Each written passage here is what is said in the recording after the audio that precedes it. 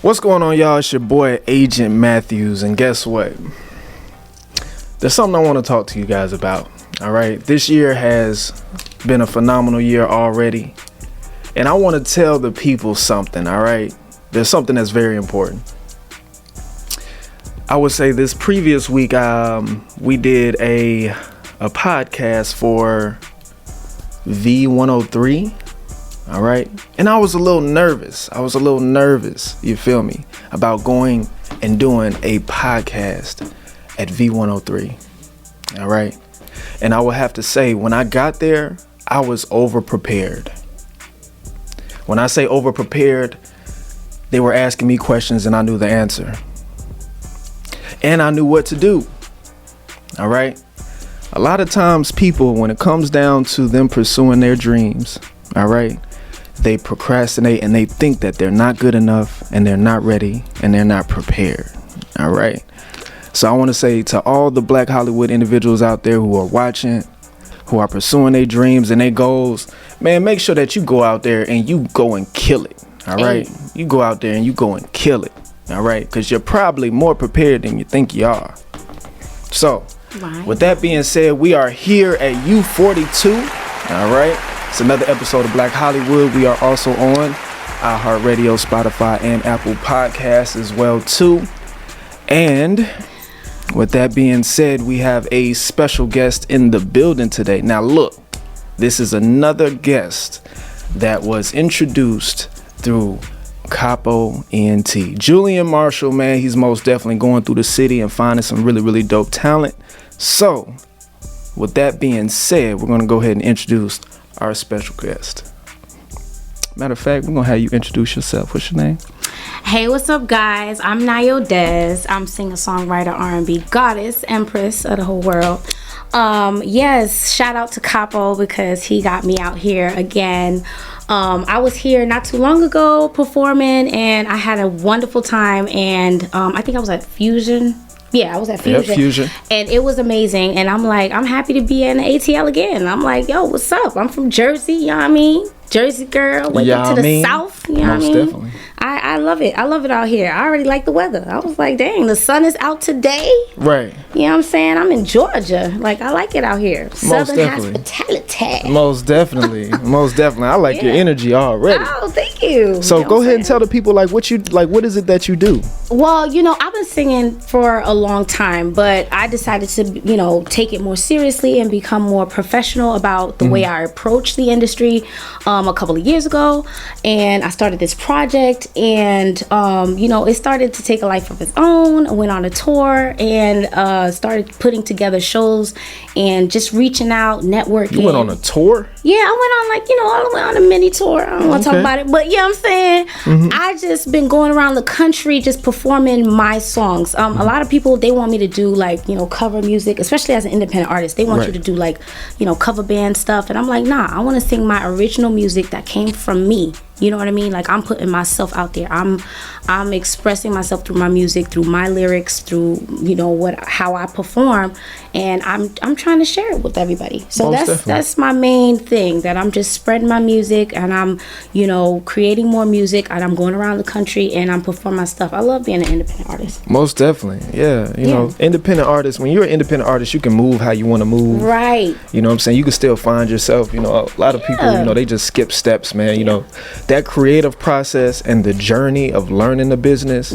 will pay off 10 times fold in the end. I believe so. I feel like there's a lot of artists right now in the game that, had they taken the steps, and, you know, fell and went through all the hard times, the scams, the bullshit, they probably wouldn't be locked in with scams? All these hit. Yeah. Do you know how many musicians right now, signed artists, that they don't have rights to their music? You know what I'm saying? Now, all these years later, they got platinum hits that they're not making no money with because they don't own their rights to their music. I had to learn about that. I live vicariously through these people. Like, okay, I know what not to do. Exactly. Yeah. You know, so you could learn the right way. You could learn from somebody who's done it right. And you can learn from somebody who's done it wrong. Most definitely. Nobody want to be an MC Hammer broke. I ain't trying to do all that. Not at all. Most definitely. So, Not at all. No, for real. Now look, you said something a little bit earlier when we first started. Mm-hmm. You know, you called yourself a goddess. Yes. A goddess. Goddess. For all the ladies out there, what does it mean to be a goddess? Just to own who you are, your essence, being a woman and being able to express that unapologetically. You know what I mean? Right. Some women apologize for their flaws and their downfalls, you know, and you know, and it's good to evolve and to change, but you gotta own that shit. You gotta own it. Own who you are. I own my saggy titties. I own that shit. That's mine. They're mine. You know what I'm saying? You gotta own like you just gotta harness all your feminine energy, right, and just be like, I am who I am, and right. I don't feel bad about Most it. I felt it when you came in the room. Hey, you know what I'm saying? When she walked through the door. All right, so for all the fellas out there, you know what I'm saying? You know, we gotta flip it. You know what I'm saying? Gotta flip you gotta it see one the flip time. side of things. Okay. Yeah, so you know what I'm saying? What's the characteristics of a man that is considered a god? Well, you know what I'm saying? I feel like in essence, it's the same thing. Owning his masculinity, knowing who he is, not worrying about, you know, how he looks in front of other people, you know, and I feel like being a god in its essence, walking in your godly energy is knowing when you're right, knowing when you're wrong, knowing when to apologize, just all around that well-roundedness of your personality, your ego, because we all have the ego, the super ego, just knowing who you are, right, and owning it. You know what I mean? And I don't mean like being a dick or an asshole or whatever, of arrogance. Yeah, because you can have confidence. Right. There's a difference between confidence and arrogance. You know what I'm saying? You could be confident in who you are and not have to degrade anyone else in the process. Right. You know what I'm saying? Or, you know, I don't like people. That's the difference between, you know what I mean? You know, confidence and arrogance. You don't have to, you know, belittle someone else to build yourself up. Right. You can just be who you are and be proud of that and be comfortable with that and be happy with that and stand in that power. That's the most powerful thing you could do, is not worry about everybody else. Most definitely. Just worry about yourself and know that you good. Like, as long as you pushing and doing what you got to do, and staying focused, then everybody could say whatever they want. As long as you're doing what you got to do, you don't got to worry about that. That's being a god and a goddess. Like, doing what you got to do, owning who you are, and standing in your power. Right. Right. That's what I think it is. Hey, and that's my interpretation. Hey, listen, I like your interpretation most definitely. You know what I'm saying? So where did you get your R&B vibes from? Like, when were you first like introduced to R&B to where you were like, man, this is something that I want to do? You know what? Now, you know what? Now, no, don't. let me go back a little bit, because I don't want to classify you. All right. Okay. In any genre. Okay. You know what I'm saying? You can explain to the people like what genre you think that you fit best in. Okay. You know what I'm saying? But when did you first get that spark of, hey, listen, I want to sing and I want to do this type of music? Were you in love or what? So I've been singing a long time. Right. I grew up in the church. My dad's a pastor. PK in the house. Nice. I'm not that just every PK know what that means. We not the best kids, but we good. But we not the best. So, you know, kind of being forced to sing, you know, gospel and, you know, Christian music, it was just like, you know, I have to do this. Right. But I feel like that's where I got a lot of my soul from. You know what I'm saying? Because I connect. Like, I hear a lot of music today, and I don't really hear a lot of people singing. I hear people singing. Right. You know what I'm saying? But I don't really people like really, you know, put it out there. Most like, really pour their heart out into music anymore, like the way they used to back in the 80s and 90s, even in the early 2000s. You know what I mean? People was still singing in the rain, crying, Usher, you know what I'm saying? Most shirt off. definitely. Like that was what I thought R&B was growing up. Right. But now I feel like it became a lot more poppy. You know, like pop-ish. You know what I mean? Like, everybody want to dance, and that's cool. There's not wrong with dancing. I love dancing. You know what I'm saying? But I feel like that real, you know, soul music, that heart music, even if the lyrics don't always hit you, but the person's vocals could hit you, right, and make you cry a little bit. Yeah, that's how I feel like, you know, I want to be able to put into my music for everyone to feel. I want to give you something you could feel, and if you can't feel it, then I'm not doing it right. Right. You know what I mean? Like, because I feel like, especially even when I perform, because I love performing live. Right. I see that. I've been on your Instagram. You got tons of performances. Performing live, because I feel like, in the studio, I could be creative. I could, you know, hit notes, whatever. But it's like, I could come into a crowd that was like totally dead, and they could be dead the whole night. But when I hit the stage, I feel like, let me take y'all with me where I'm going, and I want to be able to sing to their souls, not to them, their flesh, their ears. I just want it to permeate through them. So is that how you pick up men?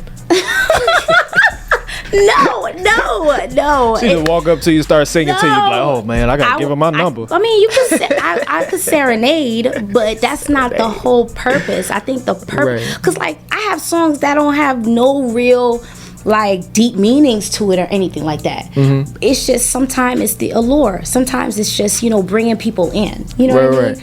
But, you know, the songs that are really, like, really dear to me or whatever, they had some meaning, or I went through something. I went through some shit that made me write that. You know what I mean? Like, it wasn't just, you know, I just felt like writing a song today. I do have songs like that, but the ones that I want people to really feel and get, you know, who I am from. I went through some shit that made me write that and sing that song like Most that. definitely. Well, tell them where to find it. You can find it YouTube, Spotify, Apple Music, you know, like anywhere that you can look up music, as long as you NAYO, DEZ, because somebody called me Diaz the other day. I was mad as hell. There's no IAZ in it. It's a DEZ. Right. Okay. Anywhere you can find music, Spotify, all of that. You got a specific song that resonates with somebody's song?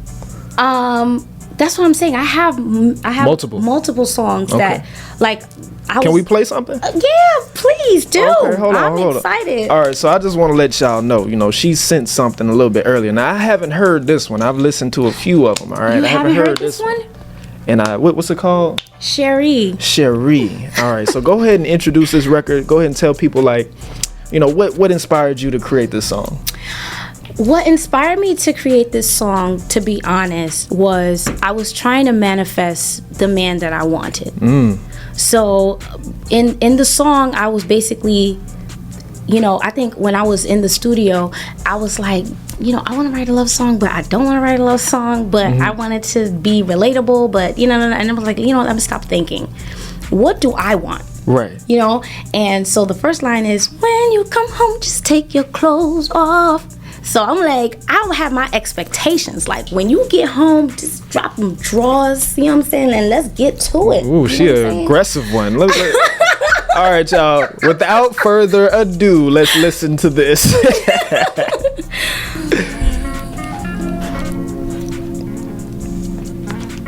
Active by night. Keep going crazy. Je t'aime davantage, chérie, giving me ecstasy. Don't take your love from me. Make me never wanna leave. I love you more, chérie, giving me ecstasy, making sweet love to me, making me never wanna leave. When you come home, just take your clothes off. I like that Drop them down to the floor now. Take my hand and I'll lead ya. Pull the sheets, we don't need them. No, you don't. Elevation from THC. All right, y'all. Listen, we can't give you everything. Nah, y'all gonna have to go look it up and go listen to the whole song yourself. Stop being lazy. Most definitely. But I would say that is a vibe. I can see if this is a Valentine's Day song. Hey. All right, this is the song. You know what I'm saying? It's you the have Valentine's Day the anthem. rose petals leading up to the bedroom. all the candles lit. Yes, I mean, all of them, even the ones that's downstairs. Like you done brought them upstairs and just lit every candle in the room. Yes. Dim lights, you know what I'm saying? Nice and smooth vibe, and then this song playing, giving you. Do it one more time. Do it one more time with the shoulders. You did the little shoulder thing too. See, making sweet love to me. All right, y'all. So you can go buy this song for how much? You can go on Apple and get it for like $1 or $2. You can go on YouTube and get it for a couple bucks more. You know, it depends on how you want to support your sis, but either way, you can get it. Right. Apple Music, YouTube Music, Spotify, Tidal, all of them. Most definitely, All yep. of them. So make sure y'all go and support, all right? Yes. Now, my next question is, so for you, okay, when you play your music for your booze, For my booze, I don't know. Time out. I don't know. I'm just checking. I'm just seeing. No, it's not like that. So the thing is, you know, even if I could write a song, that's why I'm kind of getting a little off topic, but I feel like a lot of people take artists literally, and sometimes they're being literal, but majority of the time I feel like it's a fantasy. You know what I'm saying? It's not a literal thing. I'm not out here being the goddess of the bedroom. I'm literally just, you know, a soulful singer that can, you know, project, you know, how I feel into music. Right. But I'm busy. I work a lot. I don't got time to be, you know, serenading, and no, I don't play this for booze. I perform.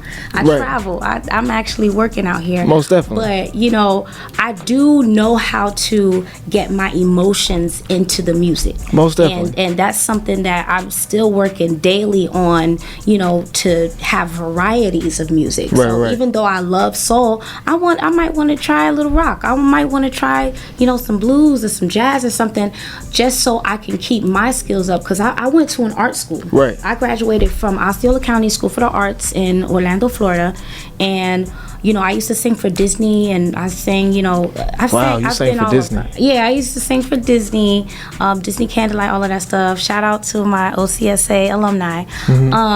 So, you know, I just professionally, I've always been in like, you know, a stage. Like, I've always been on the stage. Right. So for me, it's just like I literally had to practice smiling and singing. That was hard. One of my teachers told me, you have the most beautiful voice coming out of that mouth, but your face look like you about to throw up. Right, most and definitely. I was like, wow, I did not know that. Nobody ever told me that. I think my brothers used to make fun of me when I sang, because I was making faces, but you can't see yourself. So I had to practice singing in the mirror, all types of shit. Like, it was literally a journey to, you know, solidifying my skills and like being able to, you know, do different things. Most like, definitely. You know, really put emotions into music. Can you believe that was a hard thing? Because in church, you know, you're not you're not smiling and, you know, doing all the you know, you in the spirit, you slain in the spirit or something. Most definitely. So it was literally a transition from gospel to R&B. So because I was, like I said, that was what I was used to.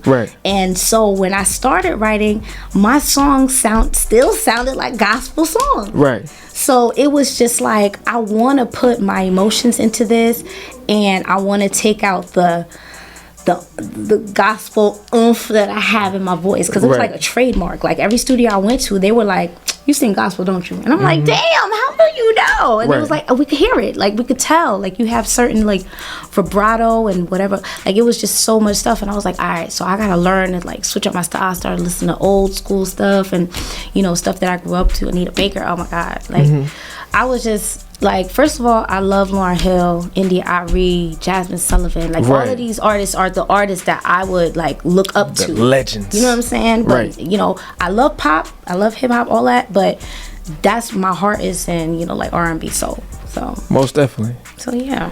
Yeah, it's all a part of the journey. Now, I got 2 questions from that. Yes. You know, I just listened to you for a whole good 3, 4, 5 minutes You right did. there. You let me ramble. I appreciate you just it. wanted it to come out. You know, you wanted to tell the people. Yes. When you made your transition from gospel to R&B, did you have any kind of resistance from the people around you, especially since you were, what you say, a PK? Yes. Preacher's kid? Let me tell you something. it's a backwards journey. Backwards. Ooh, what does that mean? The reason why I say that is because, okay, so I have a video on, you can find it on YouTube, where I went to Holy Land. And you gotta tell I went to everybody doesn't know what that is. What is a Holy Land? Holy Land is in Hollywood, Florida. It's like a big place where they have like all the gospel celebrities come and perform there, do concerts, and they have like TDJs. People come out there. It's like they have like a historical museum type look, feel, stuff like that. So Donnie McClurkin was having a free concert, and I love Donnie McClurkin. So I went out there. And I don't know what happened. There was like a big oil spill or whatever. And so I was like in the 55th row. And the security was like, hey, we need to fill in the front. Can you come down? Right. So I was like, all right. So then I went from the 55th row to the 3rd row. And then Donnie McClurkin came out and started singing his songs. And I was like, yes, this is like the best. Right. And then he was like, hey, I want you guys to come towards the stage. And I ran to the front of the stage. Right. And he was like, I'm going to teach you guys this song. And I want you guys to sing it after me. And then he started teaching a song. And I started singing it, and my eyes closed or whatever, and then I just hear my voice amplified out of nowhere. And then when I opened my eyes, Donnie McClurkin was in front of me, and he just handed me the mic, and I just kept singing. Right. Yeah, so that video is on YouTube, and I was like, this is such an amazing moment. And then so Donnie McClurkin had hit me up after that, and on Facebook he started following me, and I was like, oh, this is real page, because I had got his sister's Facebook and stuff like that. And so I was like, oh, this is his real family. This like I'm about to be in there, like whatever. Most definitely. And he was like, I'm going to Africa for 6 months, and I was going to invite you, but your boyfriend threatened my life, and I can't deal with people that have crazy stuff like that going on. And I'm a celebrity and stuff like that, and I can't have people threaten my life. I'm like, oh, snap. Most definitely. This man messed up my opportunity. So that's why I'm like super focused, like when it comes to... I understand. But see, okay, because okay, you guys, this is a real podcast. We keep it real over here. Yeah, I mean... When I asked the question about her serenading men and she kind of went away from the topic, this is probably why. All right? Yeah, I don't got time for all she didn't had a love experience relationship with somebody that ruined her career opportunity. Could you imagine? Right. Could you imagine you had an amazing opportunity and your girl busts up at your job and be like, you better call that. Yeah, it was him. He would. And then they have to escort this sucker out, and then now they're like, you could pack up too. That's literally what I felt like happened. You know what I mean? Right. He came to my job and messed things up. Most definitely. You know? Yeah. So for me, that kind of was my like wake up call. I'm gonna stay away from gospel. You know what I'm saying? Because even before that, I used to perform at churches, on worship teams, all types of stuff, and I would get kicked off of worship teams and choirs and stuff, man. For real? Yeah, like I had pastors' wives like, oh, you think you better than everybody else, huh? And unplug my mic in the middle of the service. Yeah. Like, and my mic, like in front of everybody. There's hundreds of people in the congregation, and she unplugged my mic in front of everybody because she thinks that I'm singing too well. You know what I'm saying? I feel like I've dealt with a lot of jealousy in the gospel and Christian community. Understandable. So you can't be too cute, basically. Yeah, you can't be too cute I feel you. in church. You can't be too cute. Now has these things went on a long time ago, or they're still current? Well, I don't go to. All right, so for all the people out there, like, how do you deal with adversity? Because listen, we got to talk about this. You know what I mean? You know, as an independent artist or anybody who's out there pursuing their dream, you gonna run into people who are jealous of you. You gonna run into people who are envious of you. But I was already. So how do you spot somebody who is jealous of you or envious, and then how do you deal with them? I'm very spiritual. I even though I'm not like super Christian, I'm like a Bible thumper or anything like that, I'm very spiritual, and I still pray a lot and all of that stuff. The energy don't lie. I could walk into a room and feel people trying to shoot negative energy towards me with dirty looks, eye rolls, all types of stuff. And this is just girl stuff, you know what I mean? But even men, I've even had men look at me crazy, like they like look at me up and down, stuff like that, like stuff, just regular stuff. All that is energy. All that is negative energy being targeted towards you. And for me, I notice it, especially when it's like blatant, or like if they're trying to get me to notice them, and I just pray for them. But on a regular, I kind of am so focused, and in my own energy is so powerful that I don't see it anymore as much. Because before it used to be like, oh, why this bitch looking at me like, you know what I mean? Most definitely. But now I'm just like doing my own thing so much that I don't notice all of that. Sometimes people have to come tell me like, damn, you ain't see that girl shooting rocks, whatever. And I'm just like, oh, for real? Oh, okay, well, we got to do this. I keep it moving because I have so much to do on my personal journey in my own life that I cannot waste precious energy on trying to figure out why somebody else is mad at me or don't like me. So I just try to just keep it moving. Most definitely. And I'm gonna be honest with you, we can tell by your outfits. All right. Listen, she will come in here and stand out. Listen, before you say something, I ain't gonna lie, I do. Look, you guys have to go check out the what's the Instagram one more time? It's NAYODEZ. Listen, if you check out her Instagrams, I scroll down for probably about a good 15 minutes.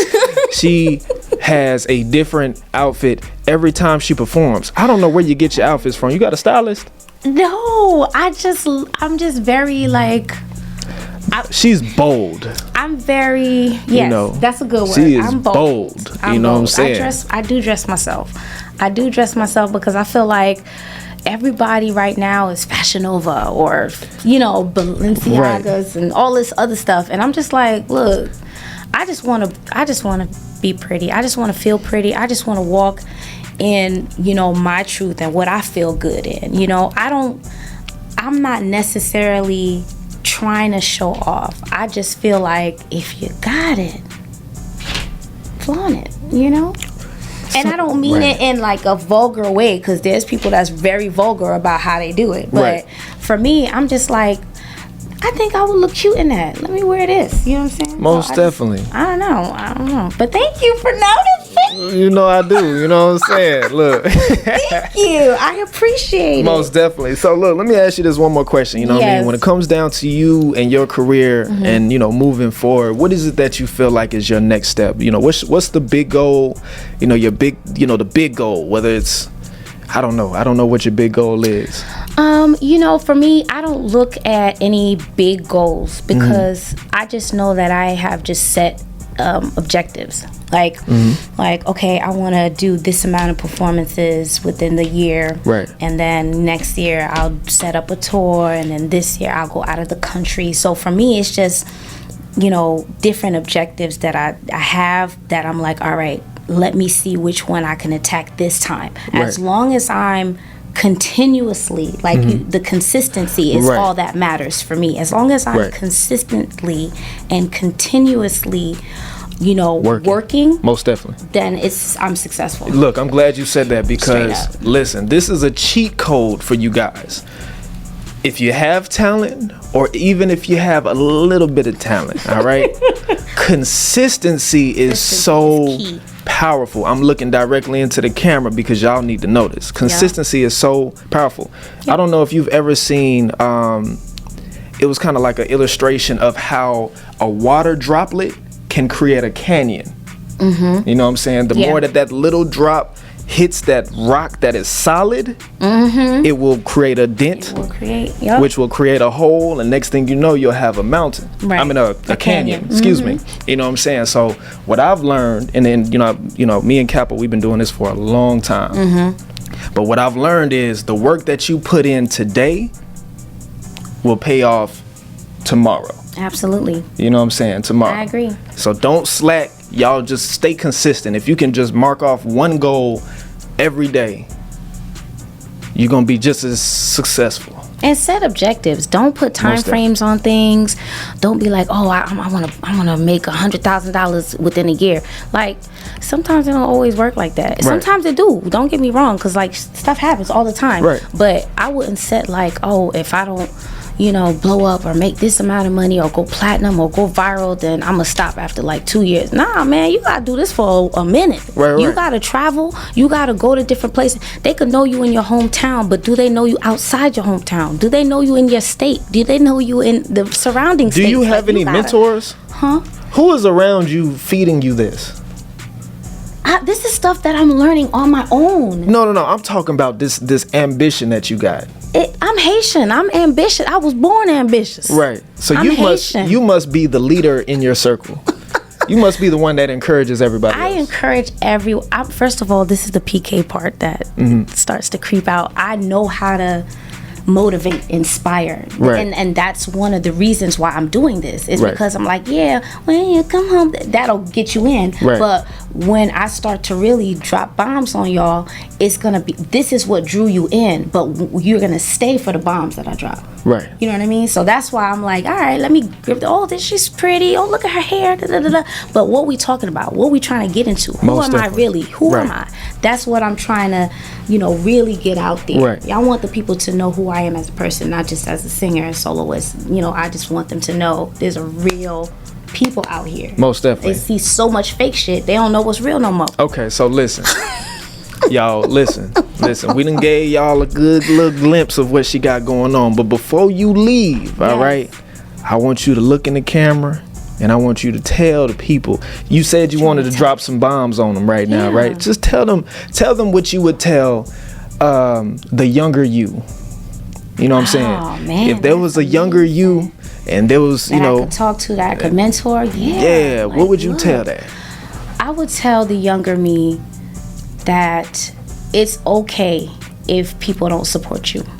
It's okay to walk by yourself. It's okay to feel a little lonely sometimes, and that the best parts of your life is coming. You just have to literally keep fighting and don't be sad. Because I think the younger me was sad a lot because I just didn't understand how the world worked and how people worked, even family, friends, whatever. Right. I think it took me until adulthood to really learn that. And I feel like if I could talk to my younger self, I would be like, look, don't be sad, yo. The happiest, you gonna be happy. You just keep your head up. Don't be sad. Wipe your tears. Wipe your eyes. Like, you good. Toughen up. I would have toughened up quicker. Right. I would have toughened up quicker, basically. Most definitely. Hey, that was good. I needed to hear that. It touched my soul a little bit, for sure. I appreciate that. Most definitely. I appreciate that. Nah, I appreciate you for coming on to BlackHollywood, man, and telling your story. Absolutely. We wish you the best of success. Keep pushing, staying persistent and consistent. You already know. I'm going to come back. I'm going to be back. Most definitely. Yeah. So with that being said, man, go ahead and tell the people how to follow you real quick. Yes, you can follow me on IG at NAYODEZ, NAYODEZ. You can follow me on Facebook, but that's not NAYODEZ, but it's NAOMIMIMY. But don't follow me on Facebook unless you know me for real. Right. Spotify. You can follow my YouTube channel. I upload shorts all the time. My little skits, my little car karaoke, whatever. Most definitely. Music videos. I got music videos. I got something coming, for Sherry, which is a single that he played today. And I'm about to be out here. I'm traveling. I like Atlanta. Yeah. Thank you, Atlanta. Most definitely. Thank you for having me. Yeah. Yes. And it's your boy Agent Matthews, man. It's another episode. We're gonna keep this thing rolling, and we out of here.